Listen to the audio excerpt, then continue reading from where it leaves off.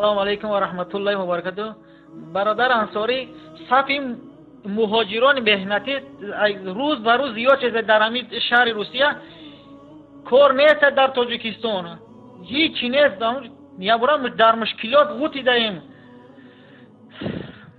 ایلت اساس بنگار نمی جنابی نمی رئیس جمهوره ما را به خدا قسم راضی نیستیم.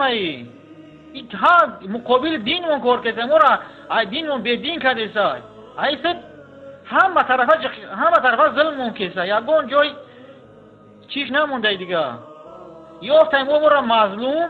اینمی ریش نمونده سطر تا اجر مسجد نروه، تا اجر علم دین نخونه. با میگه که حکومت دین جدا های. اینمی دین ظلم کرده. یافت آدمای مظلوم بیچاره را.